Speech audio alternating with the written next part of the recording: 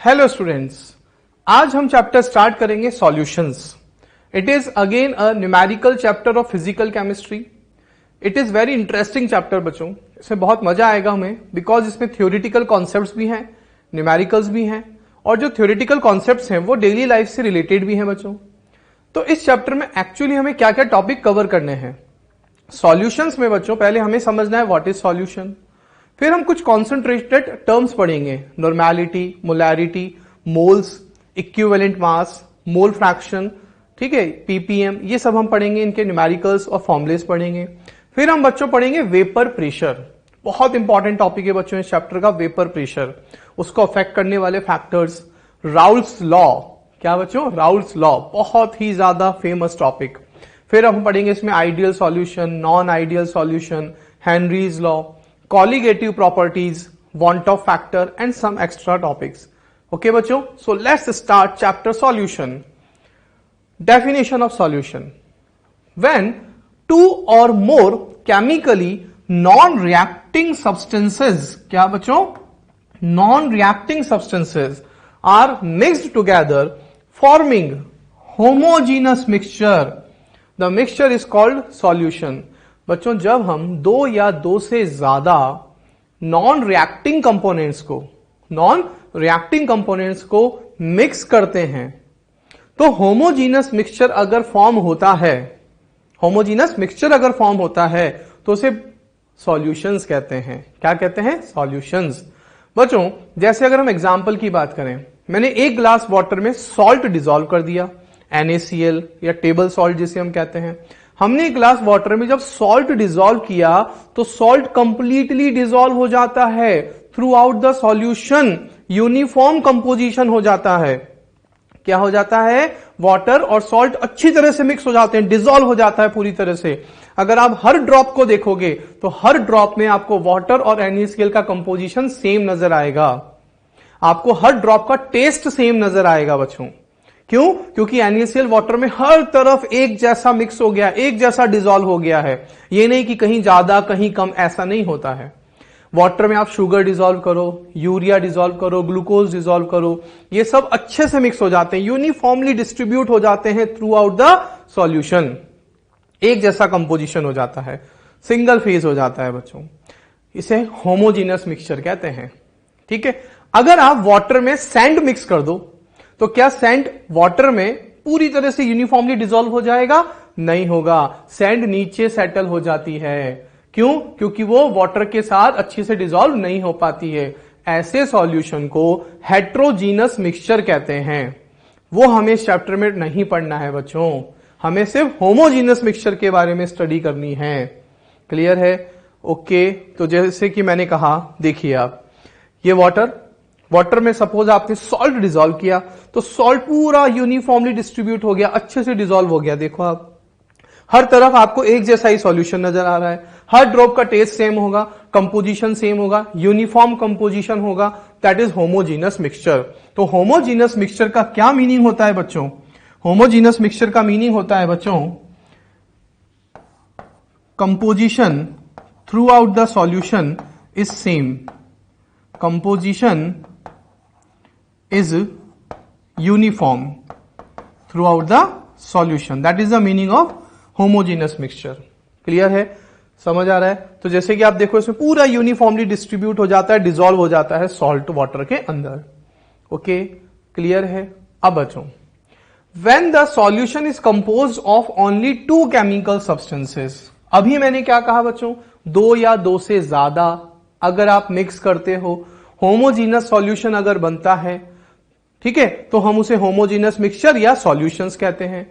लेकिन क्या हमेशा कंपोनेंट दो से ज्यादा ही लेने होते हैं?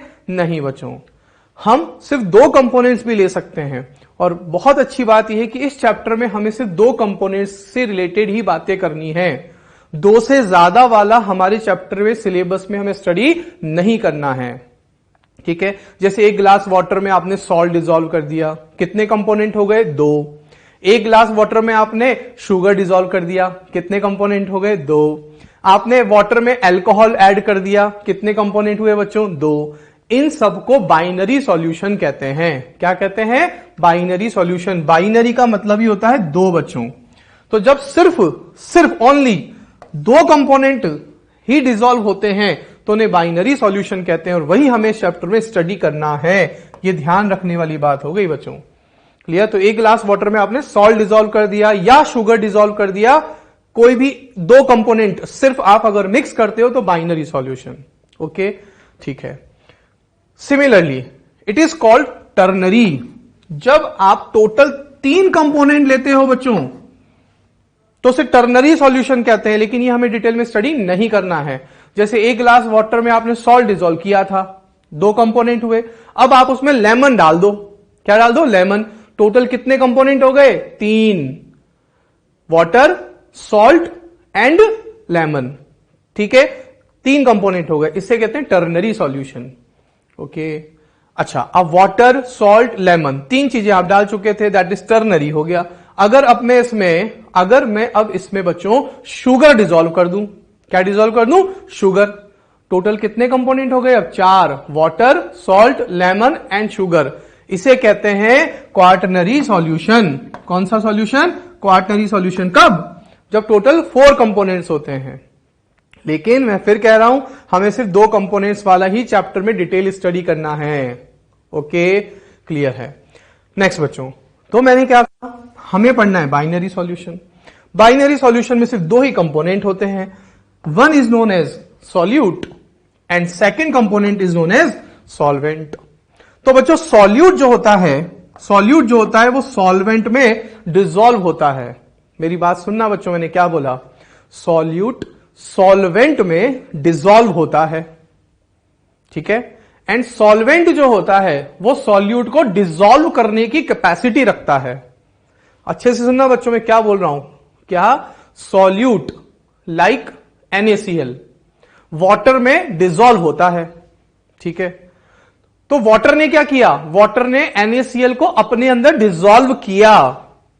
यह पॉइंट बहुत इंपॉर्टेंट है। एक्चुअल डेफिनेशन अगर आप सॉल्यूट और सॉल्वेंट की बोलोगे तो यही होती है, वो कंपोनेंट जो सॉल्वेंट में डिसॉल्व होता है उसे सॉल्यूट कहते हैं, एंड कंपोनेंट जो सॉल्यूट को डिसॉल्व करता है अपने अंदर उसे सॉल्वेंट कहते हैं। क्लियर है? ओके, तो ये हो गया बाइनरी सॉल्यूशन। अब अगर हम देखें बच्चों तो इस तरह से हमारा यूनिफॉर्म होमोजीनस मिक्सचर बनता है। सॉल्वेंट को बच्चों ध्यान रखना, एनसीईआरटी के अकॉर्डिंग हम ए से डिनोट करते हैं। हाँ, क्वेश्चन में वो चेंज कर सकता है, लेकिन अभी हम डिनोशन एनसीईआरटी को फॉलो करते हुए चल रहे हैं बच्चों। ओके, सॉल्यूट को डिनोट करते हैं बच्चों बी से। तो solvent and solute that is binary solution, that is binary solution. Okay, clear है बच्चों? समझ आ रहा है? ओके बच्चों, मैंने कहा हमें डिनोशन ध्यान रखना है बच्चों, ये सिंबल्स हमें ध्यान रखने हैं। हमने सॉल्यूट को बी से डिनोट किया है और सॉल्वेंट को ए से डिनोट किया है। तो हम जितने भी आगे फॉर्मूले पढ़ेंगे बच्चों, उन सब में मैं जहां भी बी टर्म यूज करूंगा दैट मीन्स मैं सॉल्यूट की बात कर रहा हूं, और जहां मैं ए टर्म यूज करूंगा दैट मीन्स मैं सॉल्वेंट की बात कर रहा हूं। तो सिंबल्स क्या क्या यूज होंगे आगे चैप्टर में बच्चों? मोल्स। अगर सॉल्यूट के मोल्स हैं तो हम डिनोट करेंगे NB से, या सिंपल बच्चों हम इसे स्मॉल n भी लिख सकते हैं। कब? जब हम सॉल्वेंट के मोल्स को कैपिटल N लिख सकते हैं। तो बच्चों ध्यान रखना है हमको, NB सॉल्यूट के मोल्स, Na सॉल्वेंट के मोल्स, या फिर इसे स्मॉल n तो इसे capital N। Okay, next, mass. It is mass of solute, it is mass of solvent. बच्चों एक बात ध्यान रखना, केमिस्ट्री में मास और वेट दोनों टर्म एक ही होता है, क्योंकि केमिस्ट्री में हम ग्रेविटी की बात तो करते ही नहीं है। पार्टिकल्स, मॉलिक्यूल्स, एटम्स पर हम ग्रेविटी को नेग्लिजिबल लेकर चलते हैं। तो बच्चों आपने एक फॉर्मूला पढ़ा होगा फिजिक्स में, W = mg, लेकिन केमिस्ट्री में हम ग्रेविटी को नेग्लिजिबल कर देते हैं, क्योंकि पार्टिकल्स बहुत छोटे होते हैं, इसलिए हम उन पर ग्रेविटी की बात करते ही नहीं है। इसलिए वेट और मास हम केमिस्ट्री में एक ही टर्म लेकर चलते हैं। इसलिए आपने सुना होगा एटॉमिक मास या एटॉमिक वेट, मोलर मास या मोलर वेट, एक ही बात है बच्चों, डिफरेंट नहीं है। तो आप मास बोलें या ऑब्लिक इसको बच्चों वेट कहें, बात एक ही है। तो इससे कंफ्यूज नहीं होना है हमको। तो इट इज वेट और mass of solute, it is weight और mass of solvent. Now molar mass, again molar mass बोलो बच्चों या आप इसको मोलर वेट कहो, again that is same thing, there is no difference. It is molar mass of solute, it is molar mass of solvent. Mole fraction आएगा बच्चों इस chapter में, आगे हम फॉर्मूले पढ़ेंगे तब देखेंगे, अभी आप सिंबल्स पे थोड़ा सा ध्यान रखिएगा, ये सब क्या होते हैं हम अच्छे से समझेंगे।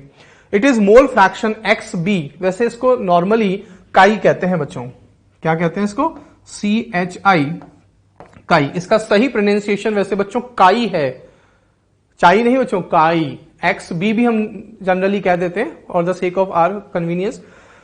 It is mole fraction of solute, it is mole fraction of solvent. तो ये सिंबल्स हमें ध्यान रखने हैं। Next, generally the component present in lesser amount. बच्चों एक वर्ड लिखा है जनरली, इसका मतलब हमेशा नहीं, ऑलवेज नहीं बच्चों। जनरली ऐसा माना जाता है कि जो कंपोनेंट लेस अमाउंट में होता है उसे सॉल्यूट कहते हैं, ठीक है। और generally the component present in greater amount than all other components is called solvent. तो जनरली बच्चों का मतलब होता है हमेशा नहीं, it is not true for always. तो जो कंपोनेंट थोड़ा कम होता है बाकी के कंपैरिजन में उसे जनरली सॉल्यूट कहते हैं, और जो जनरली ज्यादा होता है उसे सॉल्वेंट कहते हैं, बट हमेशा नहीं। क्लियर है बातें, ये सब हमें बच्चों ध्यान रखना है। तो सॉल्यूट की एग्जैक्ट डेफिनेशन वैसे क्या होती है, जो मैंने कहा था, जो सॉल्वेंट में डिसॉल्व होता है, और सॉल्वेंट की एग्जैक्ट डेफिनेशन क्या होती है, जो सॉल्यूट को डिसॉल्व करता है। ओके, क्लियर है बच्चों, ये सब समझ आ रहा है आपको, इजी है, बहुत अच्छा है। तो नेक्स्ट देखते हैं बच्चों, एग्जाम्पल देखते हैं हम। इन अ सिरप लिक्विड सॉल्यूशन, बच्चों हम लिक्विड सॉल्यूशन की बात कर रहे हैं जिसे सिरप कहते हैं। कब, जब आप उसमें शुगर और वाटर ऐड करते हो। तो बच्चों एक नया term, when sugar is added in water, when sugar is added in water homogeneous mixture is formed, that is binary solution is formed, which is known as syrup. उसे syrup कहते हैं, जिसे हम हिंदी में डेली लाइफ में चाशनी कहते हैं बच्चों। क्या कहते हैं, चाशनी कहते हैं। तो मुझे बताओ, क्या चाशनी के हर ड्रॉप का टेस्ट एक जैसा नहीं होता, हर बिल्कुल एक जैसा होता है। रीजन, क्योंकि वो यूनिफॉर्मली मिक्स हो गया है, दैट इज होमोजीनियस मिक्सचर, है ना। तो शुगर एंड वाटर के मिक्सचर को सिरप कहते हैं। अब बच्चों हमें बताना है इसमें सॉल्यूट कौन है और सॉल्वेंट कौन है। तो बच्चों अब यहां बहुत अच्छा इंटरेस्टिंग सी बात है, देखो अगर आप शुगर के अमाउंट को देखो तो कितना है, 60 ग्राम, वाटर का अमाउंट कितना है, 40 ग्राम।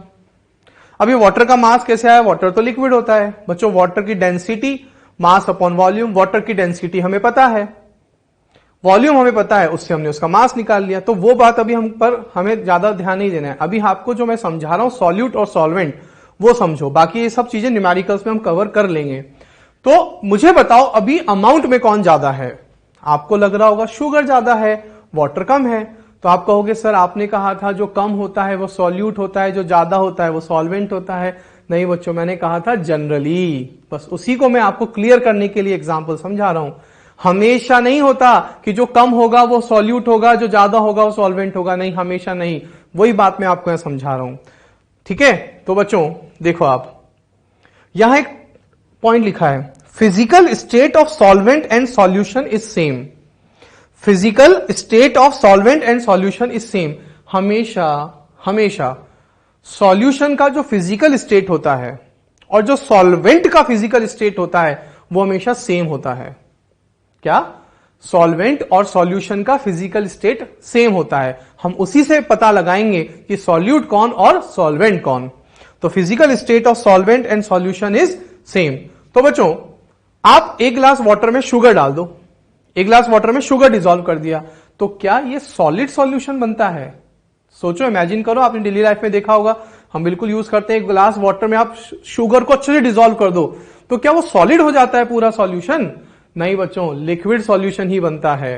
क्या बनता है, लिक्विड सॉल्यूशन ही बनता है। तो बच्चों जो आपका रिजल्टिंग सॉल्यूशन है वो लिक्विड है, और सॉल्वेंट भी कौन है, वाटर यानी लिक्विड है, हाँ या ना।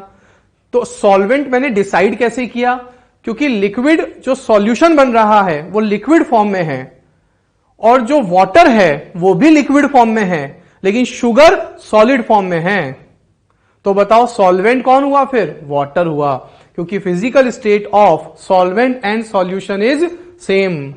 ये पक्का है, ये होना ही है हमेशा। तो वाटर सॉल्वेंट क्यों? क्योंकि वो लिक्विड है, और रिजल्टिंग सॉल्यूशन भी क्या है? लिक्विड है। इसलिए हमने बोला कि वाटर यहां पर सॉल्वेंट है। या फिर आप इसको ऐसे भी समझ सकते हैं, मुझे बताओ वाटर शुगर को अपने अंदर डिसॉल्व करेगा या शुगर वाटर को डिसॉल्व करेगा? नहीं ना बच्चों, ये तो मीनिंगलेस बात हो गई।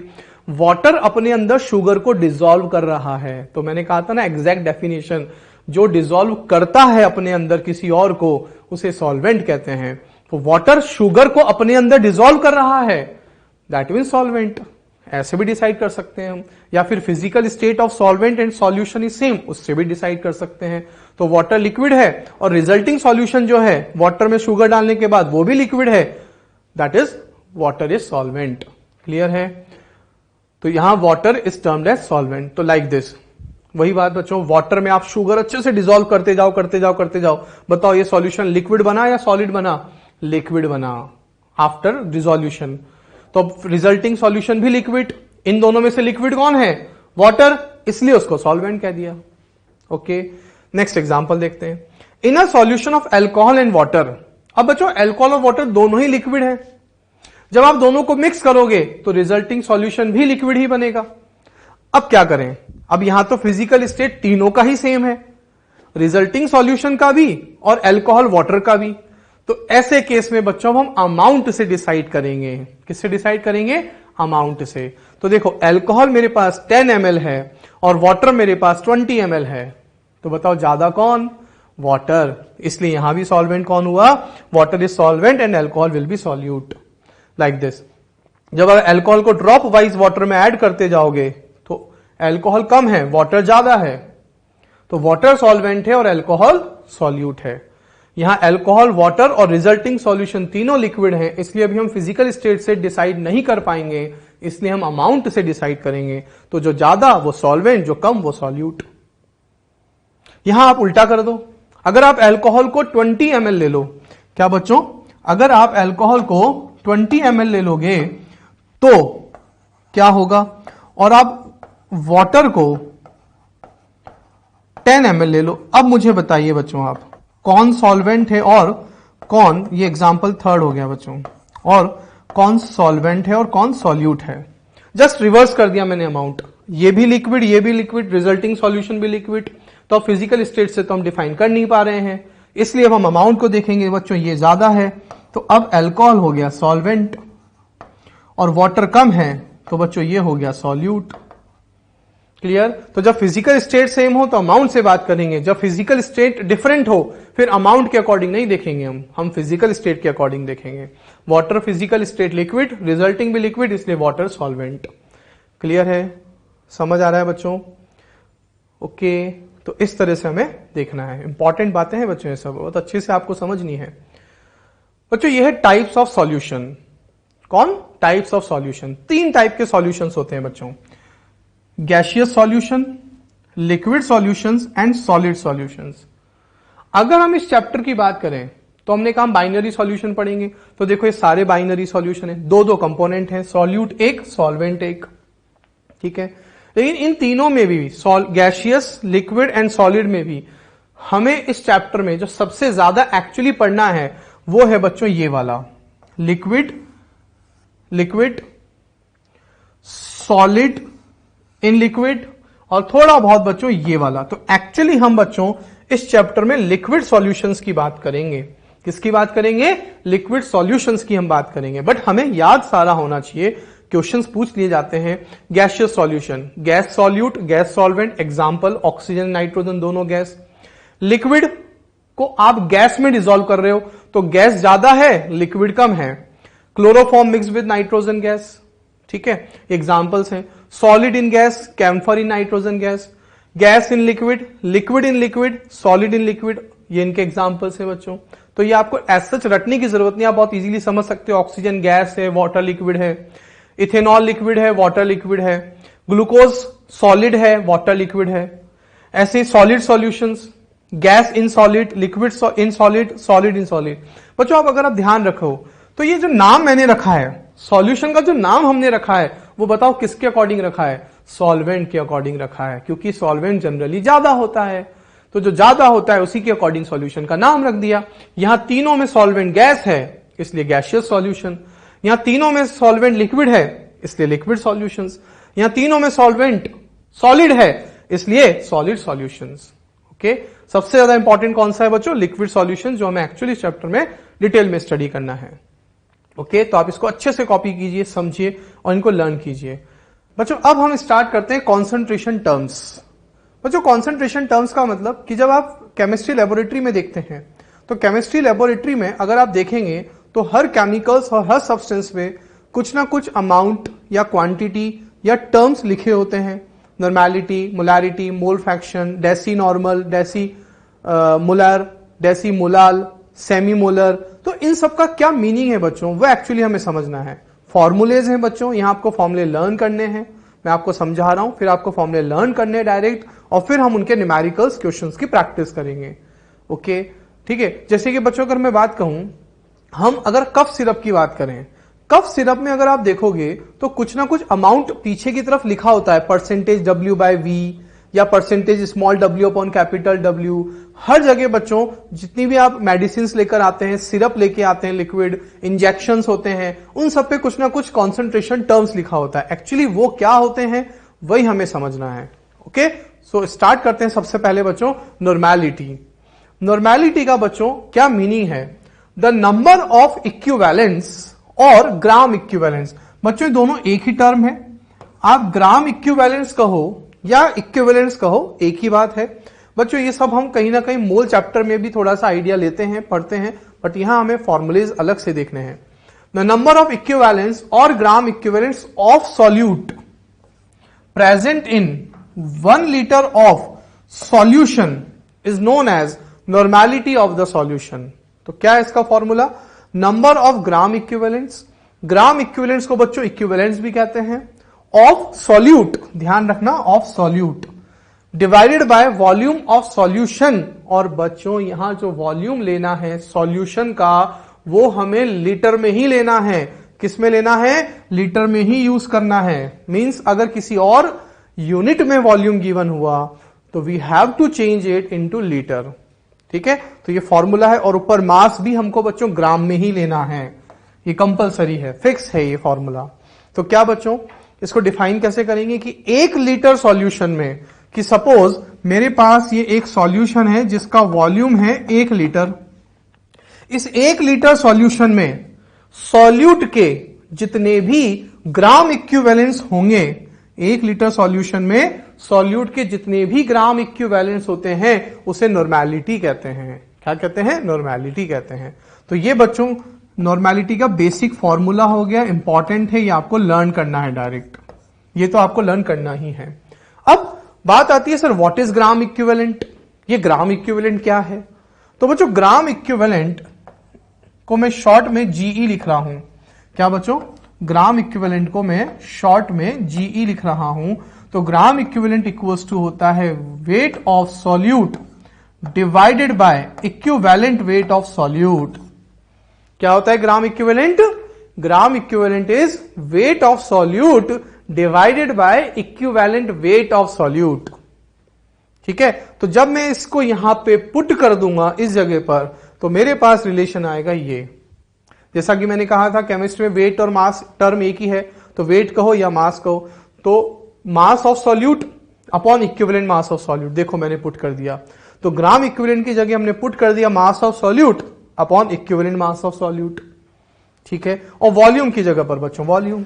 तो आप इस तरह से लर्न करो, ये फॉर्मूला लर्न करो, ये लर्न करो, क्योंकि ये भी बहुत इंपॉर्टेंट है बच्चों, ये भी काम आता है, इसको भी आप अलग से लर्न कर लो। फिर आप इसको यहां पे पुट कर दो, ये रिलेशन आ जाएगा। ये वाला आपको डायरेक्ट लर्न करने की जरूरत नहीं है, आप ये लर्न करो, ये लर्न करो, उसको यहां पुट कर दिया।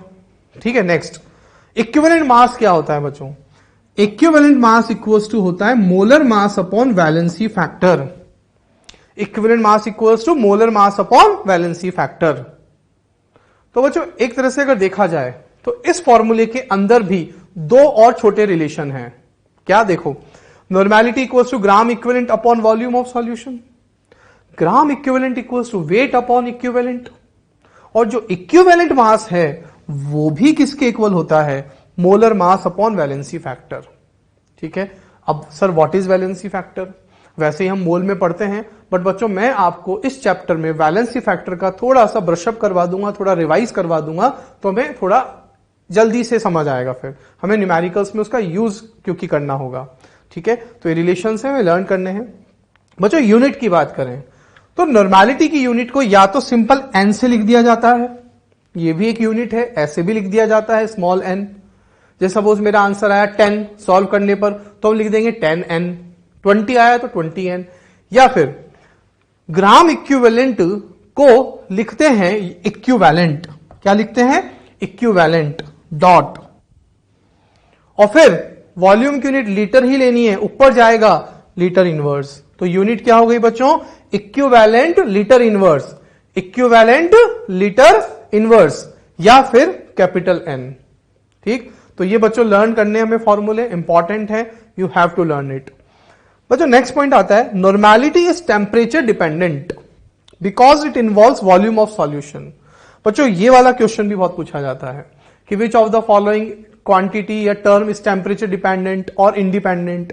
तो बच्चों एक बात ध्यान रखो, जो भी क्वांटिटी वॉल्यूम पर डिपेंड करती है वो हमेशा टेम्परेचर पे डिपेंड करेगी।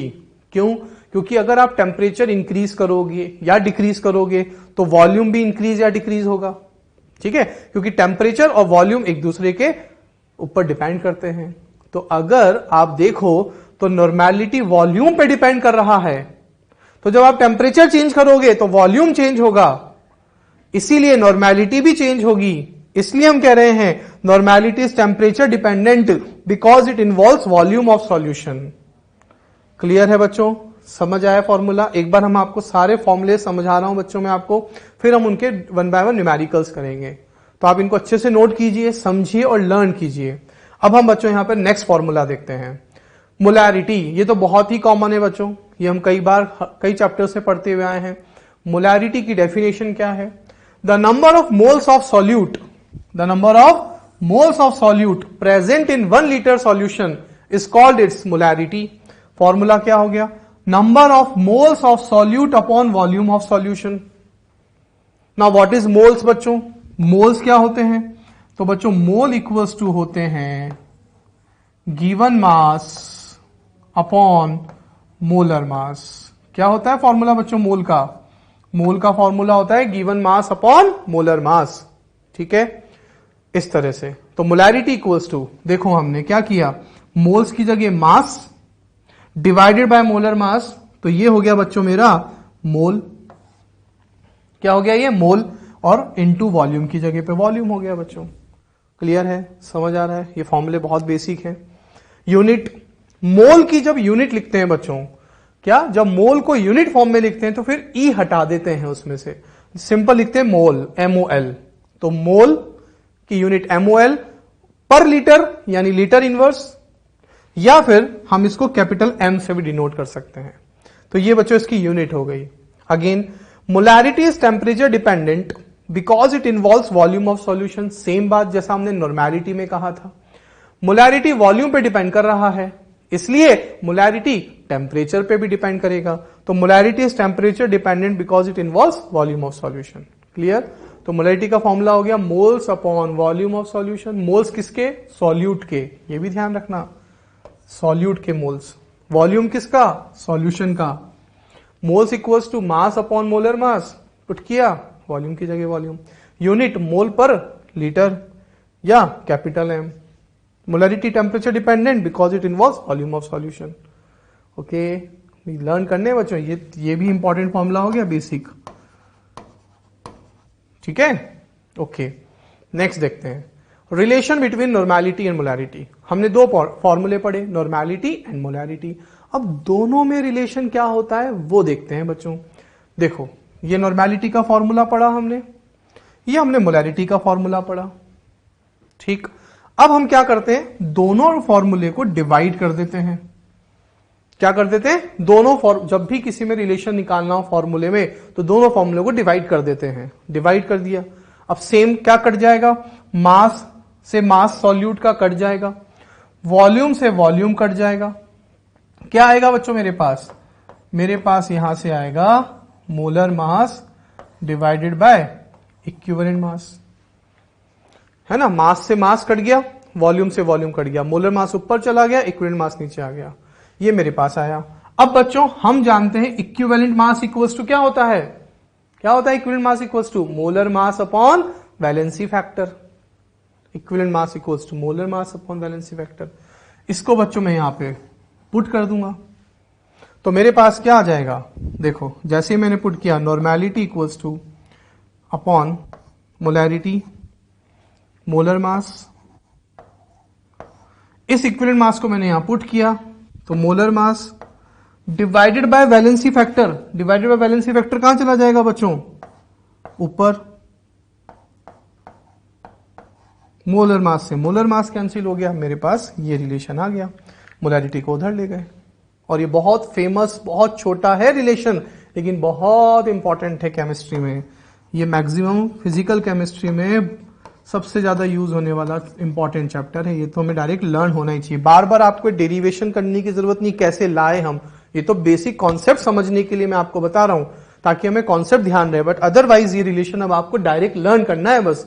Normality equals to molarity into valency factor, और वैलेंसी फैक्टर को मैं शॉर्ट में लिख देता हूं V.F।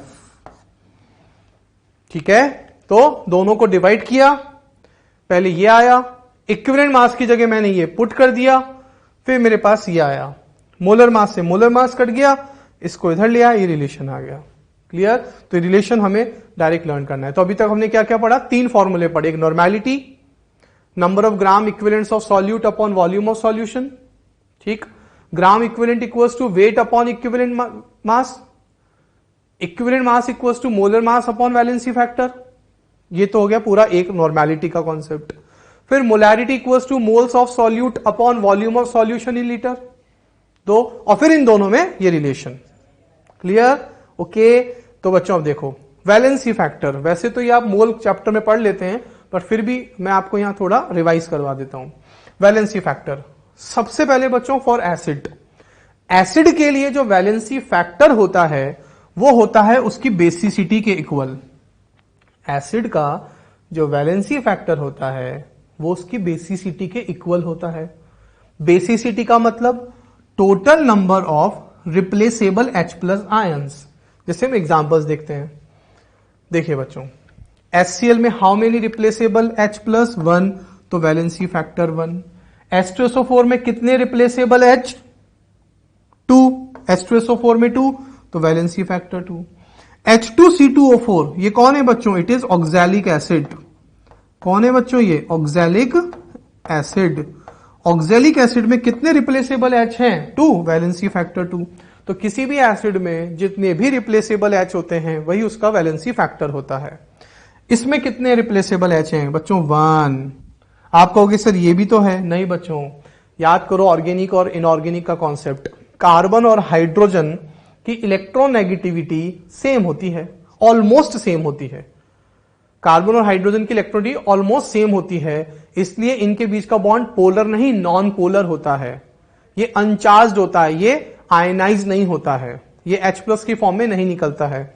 ऑक्सीजन और हाइड्रोजन की इलेक्ट्रोनेगेटिविटी में बहुत डिफरेंस होता है, इसलिए O और H के बीच का बॉन्ड ब्रेक हो जाता है और मुझे यहां से H+ मिल जाता है, इसलिए वैलेंसी फैक्टर 1। ठीक है। H3PO4 में how many replaceable H? 3, valency factor 3। तो जितने रिप्लेसेबल H एसिड का वैलेंसी फैक्टर उतना ही, उसे उसका बेसिसिटी कहते हैं। इसका बेसिसिटी 1, इसे मोनो बेसिक कहते हैं। इसका वैलेंसी फैक्टर 2, इसे डाई बेसिक कहते हैं। इसका वैलेंसी फैक्टर 3, इसे ट्राई बेसिक कहते हैं। ठीक है बच्चों, क्लियर है? अब बच्चों ये 3 जो हैं, ये तीनों एक्सेप्शंस हैं, बहुत इंपॉर्टेंट है। आप इनऑर्गेनिक में भी पढ़ते हो, मोल चैप्टर में भी हम पढ़ते हैं, ये हमको ध्यान रखना है। इसका क्वेश्चन आता ही है बच्चों, बहुत ज्यादा इंपॉर्टेंट है। यहां अगर आप देखो तो रिप्लेसेबल H कितने हैं? 3, तो वैलेंसी फैक्टर शुड बी 3। नहीं बच्चों, होना चाहिए था 3, लेकिन हो कितना गया? 2। इसमें रिप्लेसेबल H कितने? 3, तो वैलेंसी फैक्टर 3 होना चाहिए था, लेकिन हो गया कितना 1। H3PO3 वैलेंसी फैक्टर होना चाहिए 3, लेकिन हो गया 1। तो ये 3 एक्सेप्शन है बच्चों, ये 3 हमें अलग से ध्यान रखने हैं। इनका रीजन क्या है बच्चों? अगर आप इनकी स्ट्रक्चर को देखोगे तो इनकी स्ट्रक्चर में इनका रीजन छुपा है कि अगर मैं बात करूं किसकी, H3PO4 की,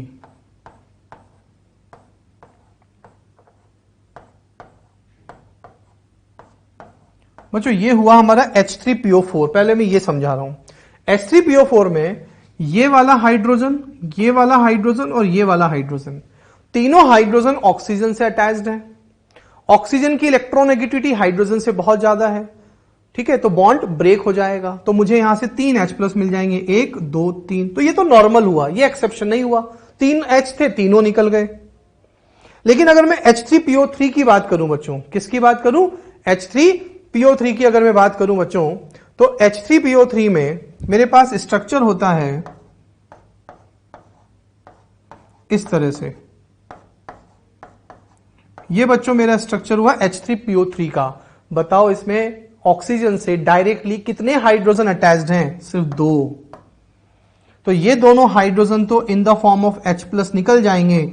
ये वाला हाइड्रोजन फास्फोरस से डायरेक्टली अटैच्ड है, और हाइड्रोजन और फास्फोरस की इलेक्ट्रॉन नेगेटिविटी बिल्कुल सेम होती है, तो ये बॉन्ड ब्रेक ही नहीं होगा, बॉन्ड नॉन पोलर है, तो यहां से H+ निकलेगा ही नहीं, इसलिए वैलेंसी फैक्टर कितना हुआ? 2।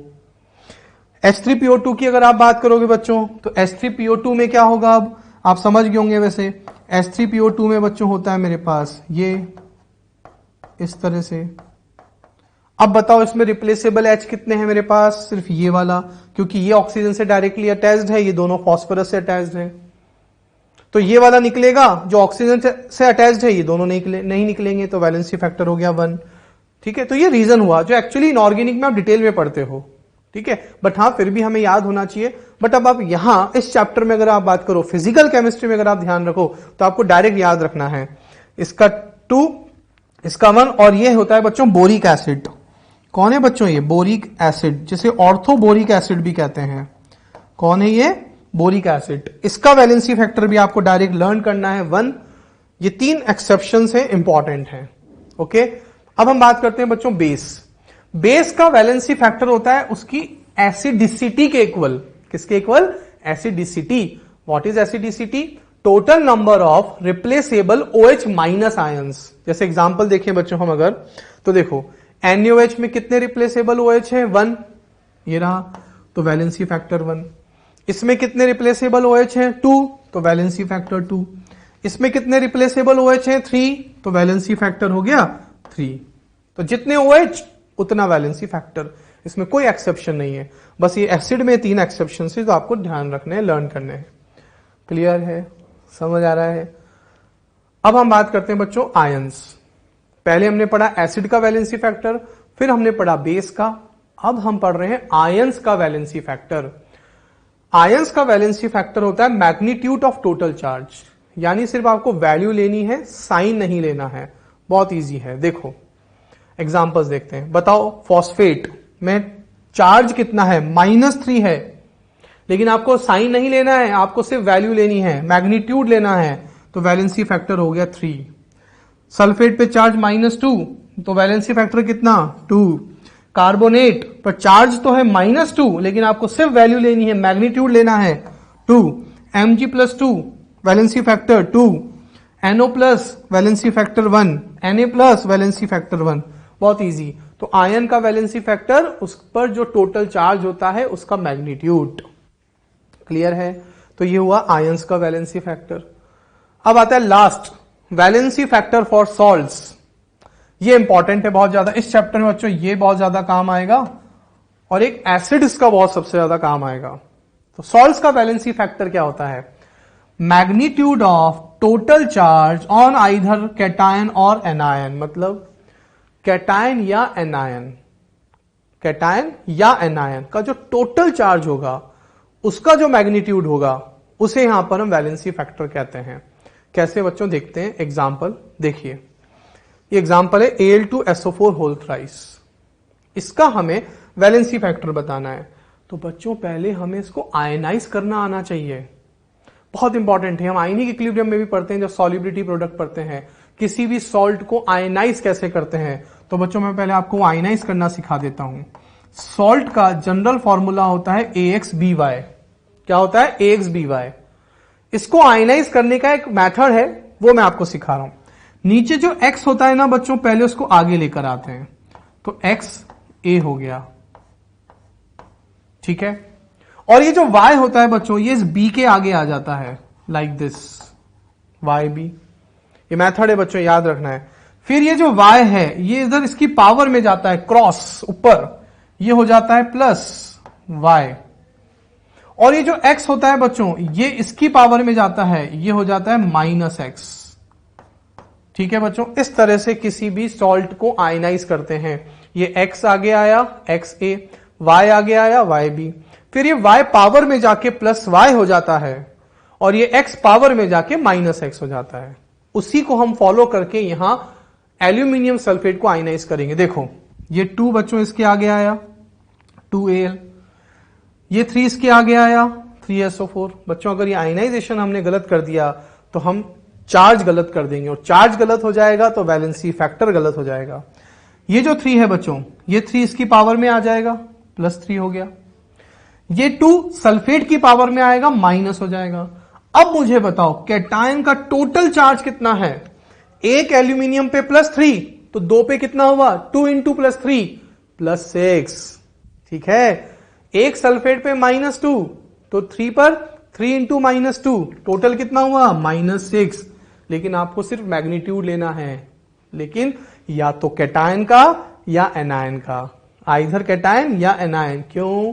क्योंकि कैटायन और एनायन का जो टोटल चार्ज होगा किसी भी सॉल्ट में वो हमेशा सेम होगा, तभी तो सॉल्ट इलेक्ट्रिकली न्यूट्रल होगा। सॉल्ट्स आर इलेक्ट्रिकली न्यूट्रल, तो +6 -6 total charge 0, salt become electrically neutral. तो यानी सही आयनाइज किया है आपने, ऐसे आप क्रॉस चेक कर सकते हैं। लेकिन आपको कॉमन वैल्यू लेनी है, ये +6 ये -6, तो वैलेंसी फैक्टर 6, दोनों का सेम होगा, किसी एक का ले लो, सिर्फ मैग्नीट्यूड। क्लियर है? इंपॉर्टेंट है बच्चों, बहुत ज्यादा है। नेक्स्ट एग्जांपल देखते हैं, Na2CO3। ये 2 बच्चों इसके आगे आएगा। बच्चों ये जो CO3 है ना, ये पूरा 1 है, यहां नीचे 1 है, ठीक है। लिखा हुआ वैसे ही आता है, लिखा हुआ बच्चों हमें ऐसे ही मिलेगा हमेशा कि Na2CO3, उसका मतलब 1। ये 2 आगे आ जाएगा, ये 1 आगे आ जाएगा, ये 1 पावर में जाएगा, प्लस हो जाएगा, ये 2 इधर पावर में जाएगा, -2। बताओ इस पे टोटल चार्ज कितना? -2। इस पे टोटल चार्ज कितना? एक Na पे +1, तो 2 पर +2, तो ये +2 -2 इलेक्ट्रिकली 0, लेकिन दोनों का कॉमन कितना हुआ? 2, वैलेंसी फैक्टर 2। क्लियर है? बहुत इंपॉर्टेंट है ये। तो हमने बच्चों क्या क्या पढ़ा? हमने बच्चों पढ़ा एसिड का वैलेंसी फैक्टर, जितने रिप्लेसेबल H, ये 3 एक्सेप्शन। बेस का वैलेंसी फैक्टर, जितने OH उतना वैलेंसी फैक्टर, एसिड बेस। फिर हमने पढ़ा सॉल्ट का, आयंस का वैलेंसी फैक्टर, जो चार्ज उसका मैग्नीट्यूड। सॉल्ट में हमने क्या पढ़ा? कैटायन या एनायन पर जो टोटल चार्ज का मैग्नीट्यूड होता है किसी भी एक का, दैट इज वैलेंसी फैक्टर। इस तरह से हमने एग्जांपल्स देखे बच्चों। क्लियर है? ओके, तो आप इसको अच्छे से यहां से कॉपी कीजिए और समझिए। क्लियर? अब हम नेक्स्ट फॉर्मूला देखते हैं बच्चों। नेक्स्ट मोलैलिटी, थर्ड फॉर्मूला आता है बच्चों molality. The number of moles of solute present in 1000 gram solvent. बच्चों 1000 ग्राम का मतलब मैं ये भी लिख सकता हूं क्या? 1 kg सॉल्वेंट, एक ही बात है। हां, is called its molality of the solution. तो इसका फॉर्मूला क्या हो गया? Number of moles of solute upon amount, या आप इसको मास भी बोल सकते हो, और mass of solvent in KG. ये बहुत इंपॉर्टेंट बात हो गई, जनरली बच्चे इस बात को भूल जाते हैं। ये हमें ध्यान रखना है कि मोलैलिटी के फॉर्मूले में नीचे वॉल्यूम नहीं है। अभी तक वॉल्यूम आ रहा था नीचे, लेकिन यहां एकदम से चेंज हो गया। यहां नीचे बच्चों अमाउंट है, मास है, वो भी किसका? सॉल्वेंट का। बहुत इंपॉर्टेंट है, एक एक टर्म फॉर्मूले में बहुत इंपॉर्टेंट है। ऊपर number of moles of solute, ये ठीक है, डिवाइडेड बाय नीचे इस बार मास ऑफ सॉल्वेंट, सॉल्वेंट का मास, और वो भी किसमें? केजी में लेना है, किलोग्राम में ही लेना है, डेफिनेशन है इसकी, फॉर्मूला है ये। तो डिफाइन कैसे करते हैं, 1 किलोग्राम सॉल्वेंट में, इन 1 किलोग्राम सॉल्वेंट, सॉल्यूट के जो मोल्स होते हैं उसे मोलैलिटी कहते हैं। पढ़ो, the number of moles of solute present in 1 kg solvent is called its molality of the solution. किसी भी फॉर्मूले को जब डिफाइन करते हैं ना बच्चों, नीचे वाली क्वांटिटी को 1 कर दो बस। तो molality equals to number of moles of solute in 1 kilogram of solvent is known as molality.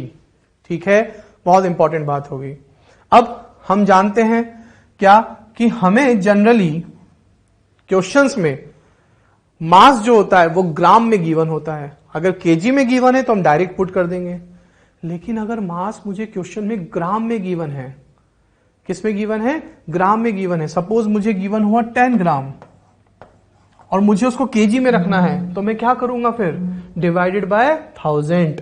तो डिवाइडेड बाय जब मैं इसको 1000 करूंगा तो बच्चों 1000 कहां चला जाएगा फिर ऊपर। तो ये तो न्यूमेरिकल्स में भी हम अच्छे से सीख लेंगे। तो जब भी आपको क्वेश्चन में मास ग्राम में गिवन होगा, आप डिवाइडेड बाय क्या कर दोगे फिर 1000। क्लियर है बच्चों, समझ आ रही है बात? ओके, तो अब अगर हम बच्चों देखें नेक्स्ट, अमाउंट ऑफ सॉल्वेंट। कई बार क्या होता है बच्चों, क्वेश्चन में हमको डायरेक्टली सॉल्वेंट का अमाउंट गिवन नहीं होता है, हमें सॉल्यूट का अमाउंट गिवन होता है, सॉल्यूशन का अमाउंट गिवन होता है, और मोलैलिटी के लिए तो हमें सॉल्वेंट का अमाउंट चाहिए। तो देखो बच्चों, हम जानते हैं कि मास ऑफ सॉल्यूशन, अगर मुझे सॉल्यूशन का मास निकालना है तो बच्चों हम ऑलरेडी जानते हैं solution equals to solute plus solvent, solute plus solvent equals to solution. तो mass of solution equals to मैं क्या लिख सकता हूं, mass of solute plus mass of solvent लिख सकते हैं बच्चों। मास बोलो या अमाउंट बोलो, एक ही बात हो गई। तो हम जानते हैं total mass of solution equals to mass of solute plus mass of solvent. अब मुझे मास ऑफ सॉल्वेंट निकालना है तो सॉल्यूट के मास को उधर माइनस कर दो, तो amount of solvent equals to हो जाएगा amount of solution minus amount of solute. क्या सॉल्यूशन के मास में से आप सॉल्यूट का मास माइनस कर दो, किसका मास आ जाएगा, सॉल्वेंट का। कब, जब आपको सॉल्यूट और सॉल्यूशन का मास गिवन हो, तब हम इस तरह से करेंगे। ठीक है, तो ये ध्यान रखने वाली बात हो गई। यूनिट, मोल की यूनिट मैंने आपको बताया था MOL होती है। यहां मास नीचे केजी में है तो मोल पर केजी, या हम स्मॉल क्या लिख देंगे बच्चों, M लिख देंगे। ठीक है, ये यूनिट हो गई। अब मोलैलिटी इज टेम्परेचर इंडिपेंडेंट। देखो थोड़ा सा डिफरेंट हो गया, हमने पढ़ा था नॉर्मेलिटी और मोलैलिटी टेम्परेचर डिपेंडेंट होते हैं क्योंकि वो वॉल्यूम पे डिपेंड करते हैं, लेकिन देखो इस फॉर्मूले में कहीं पर भी वॉल्यूम ऑफ सॉल्यूशन है, वॉल्यूम ही नहीं है। तो जब ये वॉल्यूम पर डिपेंड नहीं कर रहा तो ये टेम्परेचर पे भी डिपेंड नहीं करेगा, नई बात हो गई। तो molality is temperature independent because it does not involve volume of solution. इसमें वॉल्यूम नहीं है इसलिए टेम्परेचर भी डिपेंड नहीं करता है। क्लियर है बच्चों, समझ आया यहां तक? पक्का? ओके बच्चों।